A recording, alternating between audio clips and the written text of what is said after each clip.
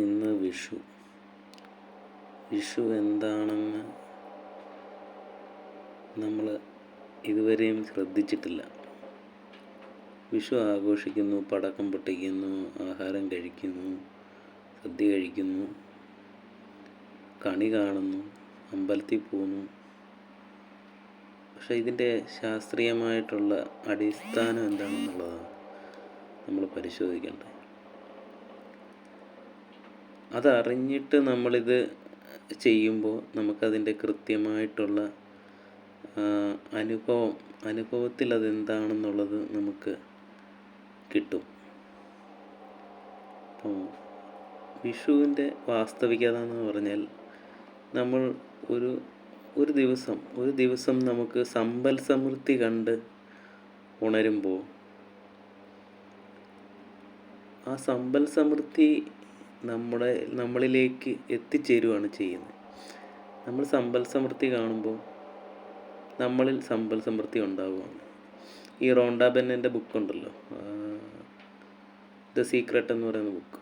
നമ്മൾ എന്താണോ ആഗ്രഹിക്കുന്നത്, ആത്മാർത്ഥമായിട്ട് ആഗ്രഹിക്കുകയാണെങ്കിൽ അത് സംഭവിക്കും എന്നുള്ളതാണ് അതിൻ്റെ ഇന്നർ മീനിങ്, അതിൻ്റെ മൊത്തത്തിലുള്ള എസെൻസ് അതാണ്. അപ്പോൾ നമ്മൾ കാണുന്നതാണ് നമ്മൾ ആഗ്രഹിക്കാൻ തുടങ്ങുക. അപ്പോൾ നമ്മൾ പുഞ്ചിരിക്കുന്ന ഒരു ഭഗവാനെ കാണുക, സമ്പൽ സമൃദ്ധിയായിട്ടുള്ള ഫലമൂലാദികളുള്ള സമ്പൽ സമൃദ്ധി, വിളക്കിൻ്റെ വെളിച്ചം, പലവിധ ധാന്യങ്ങൾ, സമ്പൽ സമൃദ്ധമായിട്ടുള്ളൊരു അന്തരീക്ഷം.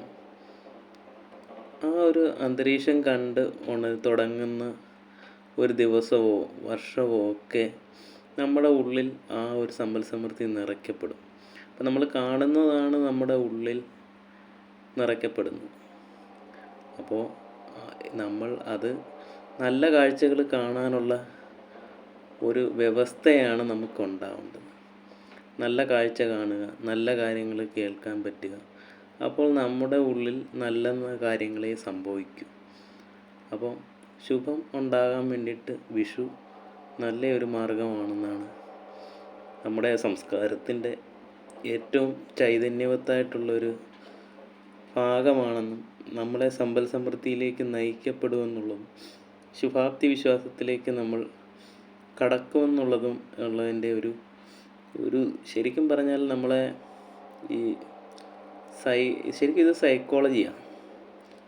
ഈ സൈക്കോളജി തന്നെയാണ് ഇവിടെ ഉപയോഗിച്ചിരിക്കുന്നത്. ആ സൈക്കോളജി ഹിന്ദു കൾച്ചറിനകത്ത് ഇഷ്ടംപോലെ സൈക്കോളജികളുണ്ട്. നമുക്ക് ഓരോന്നും സംസാരിക്കാം. പക്ഷേ ഇപ്പോൾ വിഷുവിൻ്റെ അവസരത്തിൽ വിഷുവിൻ്റെ സൈക്കോളജിയാണ് ഞാൻ പറയുന്നത്. അപ്പോൾ നമ്മൾക്കെല്ലാവർക്കും നല്ല കാഴ്ച കണ്ട് അതേ സമൃദ്ധി തന്നെ ഉണ്ടാവട്ടെ എന്ന് ആശംസിച്ചുകൊണ്ട് നമസ്കാരം.